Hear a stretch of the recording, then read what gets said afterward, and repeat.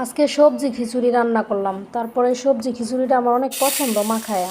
তারপর পুরো চাউল নিলাম, ডাউল নিলাম, তারপর একসাথে গুলো এগুলো ধুয়ে দিলাম। ধুয়ে এখন হাঁড়িতে রেখে দিলাম। তারপর আলু দিয়ে দিচ্ছি। আলু আমি কেটে আগেই ধুয়ে নিয়েছি। তারপর পটল, বেগুন এগুলো দিয়ে দিলাম। তারপর পেঁয়াজ দিয়ে দিলাম, আদা বাটা, রসুন, তারপর বাদাম বাটা আর একটু টমেটো, হলুদ, ধনিয়া, তারপর পরিমাণ মতো লবণ, তারপরে তেল দিয়ে দিলাম।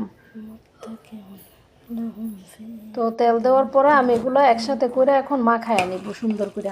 তো আমি মাখিয়ে নিচ্ছি। তো আমার মাখানো শেষ, এখন পানি দিয়ে দিচ্ছি, জুম দিয়ে আমি বসাই দিছি। তারপর হচ্ছে আমি বরবটিগুলো যেটা কেটে নিলাম এটা এখন বলক আসার পরে দিচ্ছি, দিয়ে একটু নেড়ে চেড়ে নিচ্ছি। তারপর আবার দিয়ে দিচ্ছি পুঁই শাকগুলা, তারপর টমেটোগুলা, এগুলা দিয়ে একসাথে সুন্দর করে আমি নেড়ে চেড়ে নিয়ে নিচ্ছি। তারপর আমি মশলাটা অ্যাড করে দিলাম, তারপরে ডিম দিয়ে দিলাম। এটা হচ্ছে সবজি খিচুড়ি। এই সবজি খিচুড়িটা এইভাবে রান্না করে খেলে কিন্তু খুব সুস্বাদু। তারপর কাঁচামরিচের ফালি দিয়ে দিলাম, দিয়ে একটু নেড়ে চেড়ে দিচ্ছি। তারপর আমার রান্না শেষ। এখন আমার মেয়েকে দিলাম খাইতে, সে